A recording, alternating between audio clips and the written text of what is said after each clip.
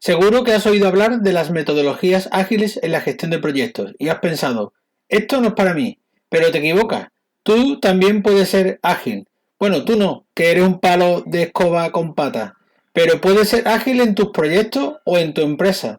Así que, si quieres saber cómo la agilidad te puede ayudar en tu negocio, no dejes de escuchar este capítulo porque hoy vamos a hablar sobre agilidad, pero agilidad en empresas de arquitectura e ingeniería.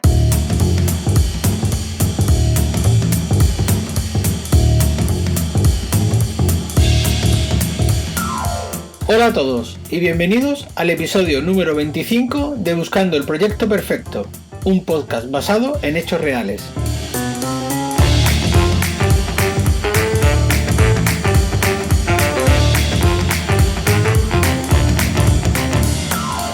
Yo soy José Luis de la Rocha y algunas veces trabajo de arquitecto y otras de delineante, de director de proyectos o CEO de mi empresa, pero siempre disfrutando de cada momento.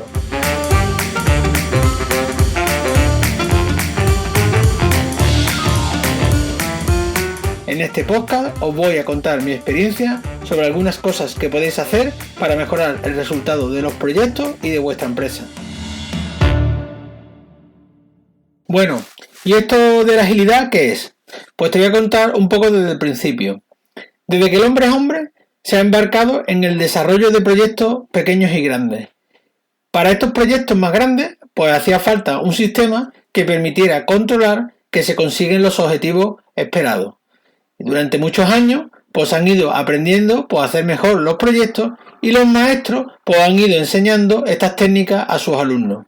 Para más información sobre este tema, pues escuchar el capítulo 9 sobre Project Management, que desarrollo esto con más detalle. La cuestión es que durante la segunda mitad del siglo XX se comenzaron a desarrollar metodologías muy completas para gestionar proyectos, que cada vez se iban perfeccionando más y completándose más. A esto se le junta que a final del siglo pasado aparece un nuevo sector de producción que antes no existía y que ahora, apoyado por las nuevas tecnologías, aparece y se extiende de forma muy rápida, que es el desarrollo de software. Imagínate un sector lleno de frikis informáticos a los que les da procesos y herramientas para organizar el trabajo.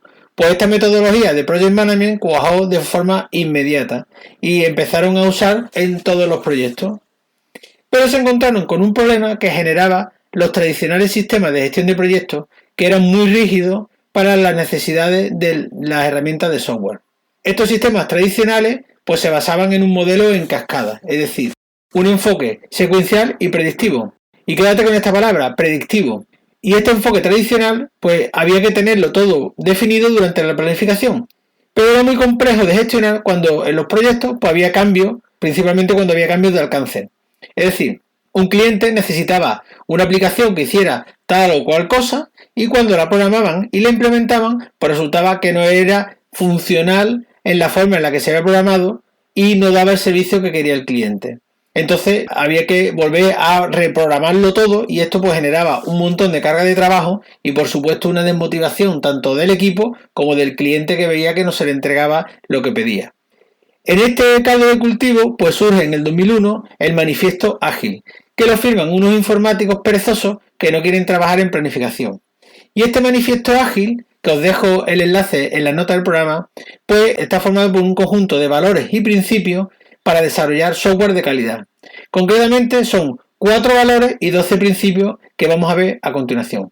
Los valores que define el Manifiesto Ágil son individuos e interacciones sobre procesos y herramientas. Es decir, vamos a cambiar el valor del proceso y la herramienta, que era lo que tenía importancia y desarrollo en las metodologías anteriores, por centrarnos en el desarrollo de los individuos y las interacciones entre ellos. Otro valor era que el software funcionando frente a la documentación extensiva, es decir, en vez de preparar largos documentos de desarrollo del software, lo más importante era tener aplicaciones funcionando y que pudiera probar el cliente. Otro valor era colaboración con el cliente sobre la negociación contractual, que en vez de estar negociando con el cliente previo a la contratación del servicio de todas las cláusulas, detalles, historias, lo que se valoraba es una colaboración, un desarrollo continuo con el cliente para comenzar el trabajo cuanto antes y entregando valor. Y el cuarto valor que presentaba el Manifiesto Ágil era una respuesta ante el cambio sobre seguir un plan. Es decir, sabemos que van a haber cambios y lo que vamos a priorizar son esas respuestas frente al cambio antes que seguir un plan predefinido y trazado que no vamos a cumplir en la vida. Bueno, pues estos serían los 4 valores del manifiesto ágil. Y tiene 12 principios, que son maximizar la prioridad en satisfacer al cliente, los cambios aportan valor, es decir, esos cambios nos van a servir para aprender nuevas formas de entregar valor, vamos a hacer entregas con frecuencia. El cuarto principio sería desarrollar el negocio juntos todo el tiempo, juntos con el cliente y con todos los agentes que podemos incorporar, pues todos vamos a desarrollar ese negocio juntos. El quinto principio sería confianza y autonomía de los trabajadores. De aquí sobre la idea de empowerment, ¿no? Del empoderamiento de los trabajadores. Vamos a conversar cara a cara, es decir, vamos a pasar de medir las cosas sobre un plan de proyecto y vamos a interactuar entre nosotros para tomar decisiones más rápidas. Otro principio sería trabajo que funciona en la medida de progreso, es decir, vamos a valorar las tareas que se van cumpliendo frente a un programa de cálculo del valor entregado más complejo. Otro principio sería el desarrollo sostenible, en el que esta cultura de optimización y eliminar desperdicios pues se incorporaba en estos principios. Otro principio sería la atención a la excelencia técnica y al buen diseño. Otro principio sería la simplicidad como elemento esencial, es decir, vamos a eliminar todas las cosas que no aportan valor al negocio. Otro principio sería equipos autoorganizados, en los que establecemos el valor de la unidad del equipo para que desarrolle de forma automática esos proyectos y esos procesos y lleguen al resultado y a la entrega final. Y el último principio sería reflexión y ajuste continuo, es decir, vamos a hacer un proceso continuo de reflexión y de ajuste durante todo el proyecto para que vayamos controlando esa entrega de valor. Bueno, estos serían un poco los principios de este manifiesto ágil. Y tú te estarás preguntando, bueno, ¿y a mí qué? Si yo lo que hago son proyectos de arquitectura, yo no desarrollo software. Bueno, déjame seguir un poco desarrollando estos conceptos de agilidad y vamos a ver si tienen cabida dentro de la arquitectura, aunque ya más o menos habrás visto algunas cosas que podrán darte valor.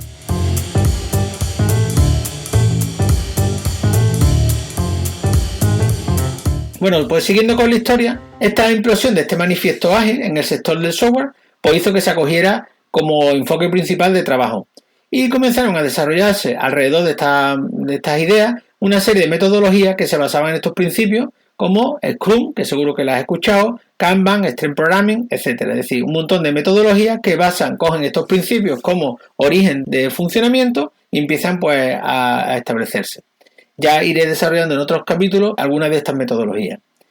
Y a nivel práctico, pues este manifiesto lo que trajo fundamentalmente fue un cambio de la aplicación de proyectos en muchas áreas, pero principalmente en el enfoque en el ciclo de vida. Se pasó de desarrollar proyectos con la metodología predictiva, ¿vale? Lo que hablamos antes de la metodología por cascada, el sistema tradicional de dirección de proyectos que tiene un diagrama Gantt y que está todo completo, pues pasamos de esta metodología predictiva a organizar el proyecto en base a unos ciclos de vida cortos y más dinámicos. Es lo que se denomina un ciclo de vida adaptativo. Y estos ciclos de vida hay 3 tipos. Está el ciclo de vida iterativo, que son pues ciclos cortos que se repiten durante el proyecto y con la idea de ir mostrando la entrega que vamos a hacer al cliente de forma progresiva, cada vez con más funcionalidades, y vamos recibiendo retroalimentación del cliente si vamos en buen camino o no. Después tenemos el ciclo de vida incremental, que es un ciclo de vida en el que cada vuelta se le hace una entrega de algo terminado que el cliente puede utilizar y ya va validando si le va funcionando o no le va funcionando. Y después pues está el ciclo de vida ágil, que es una combinación de ambos, es decir, es un ciclo que mezcla la parte iterativa y la parte incremental y sirve para proporcionar al cliente una visibilidad del servicio que se le va entregando y que vaya ganando la confianza y el control sobre el producto final. Frente a este sistema adaptativo, estos sistemas, pues está el predictivo, que lo que ofrece un ciclo único y completo en el que hay que definirlo todo hasta el final y que el cliente no va a poder usar de forma completa hasta la entrega del proyecto. Entonces, para que entendáis mejor cómo funciona este ciclo, pues voy a poner un ejemplo que creo que va a ser más instructivo.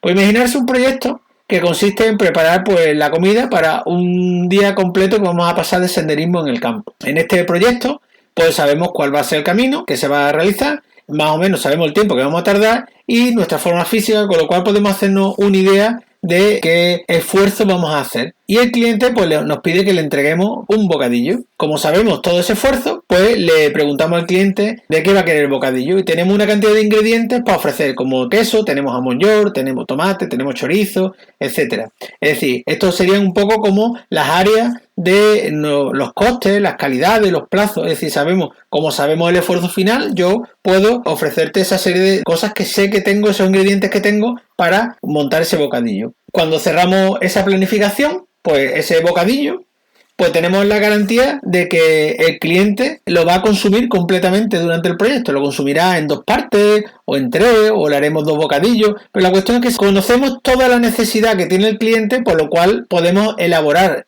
y diseñar un bocadillo completo que le va a cubrir sus necesidades. Al final del proyecto le entregamos el bocadillo y ese bocadillo durante el viaje pues le va a dar el servicio que el cliente espera. Otra cosa es que le guste o no le guste, ¿vale? Esa será nuestra incertidumbre. Esto sería un ejemplo de un proyecto en el que la metodología predictiva le aporta valor al cliente. Pero no todos los proyectos son un viaje de senderismo, sino nos podemos encontrar un cliente, por ejemplo un amigo que ha estado todo el día en una boda y se ha quedado dormido en nuestra casa. Y se levanta por la mañana, sobre las 12 de la mañana, y nos pide que le demos de desayunar. Y no sabe muy bien pues cómo está de hambre. Entonces pues le preguntamos y el cliente pues no lo sabe decir. Dice sí que tiene hambre, pero tampoco sabe cuánto, no sabe medirlo. No podemos presentarle un bocadillo porque a lo mejor nos lo deja por la mitad. O a lo mejor no es lo que le apetece, porque no le apetecía comer chorizo. Entonces, ese esfuerzo excesivo en prepararle un bocadillo, pues es innecesario. Entonces, vamos a hacer un enfoque ágil y vamos a preparar un ciclo corto. Con lo cual, le preparamos, en vez de preparar un bocadillo, pues le damos un zumo de naranja. Solo medio vaso. Nuestro cliente lo bebe y le preguntamos, ¿qué tal? Pues dice, bien, está rico, pero me apetece algo de comer. Perfecto. Pues le ofrecemos o un croissant o una manzana. El cliente, pues le parece bien la manzana y se la come y le dice bien, pero necesito algo más contundente, me he quedado con hambre. Nos dice que quiere también tomarse el croissant, se lo come y está satisfecho, le gusta, pero después nos dice el cliente, por ejemplo, que quiere tomarse medio zumo, pero quiere comer algo más dulce. Le preparamos otro medio vaso de zumo y le ofrecemos una tostada con mermelada o un trozo de tarta con chocolate. El cliente se decanta por la tarta. Al final el cliente queda satisfecho, ha comido y ha saciado toda su necesidad de alimentación, pero no hemos desperdiciado nada de comida y además hemos ido ofreciendo valor de forma inmediata y progresiva en función de las expectativas que tenía el cliente. Si lo hubiéramos preparado un bocadillo, seguramente nos hubiéramos equivocado porque o era mucho o era poco o no le gustaba. En cambio, hemos ido adaptando nuestra entrega de valor al cliente de forma progresiva.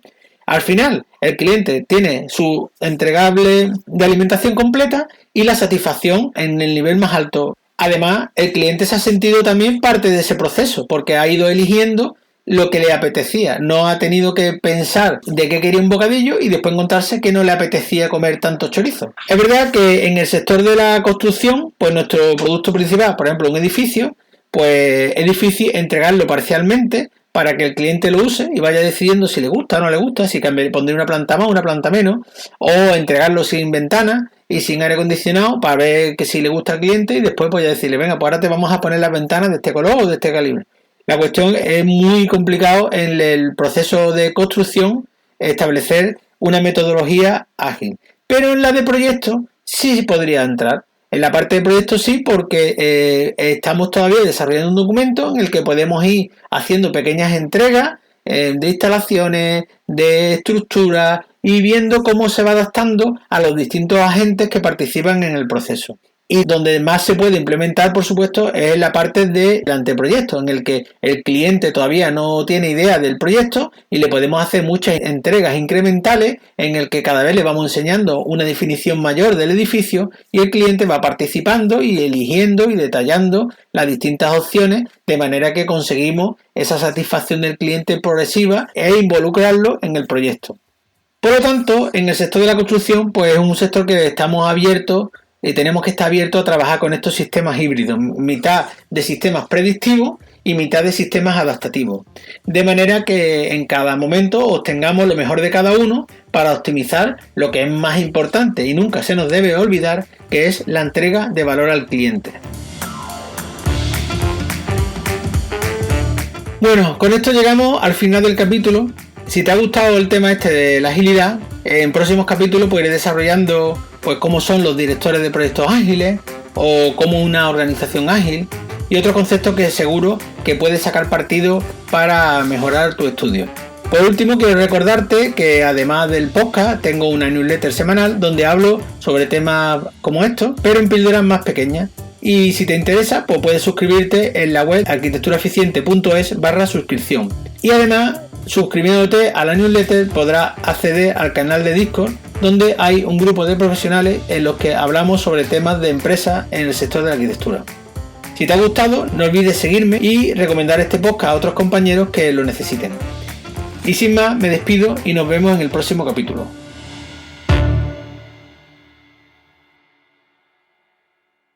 El otro día se me cayó un suscriptor de la newsletter.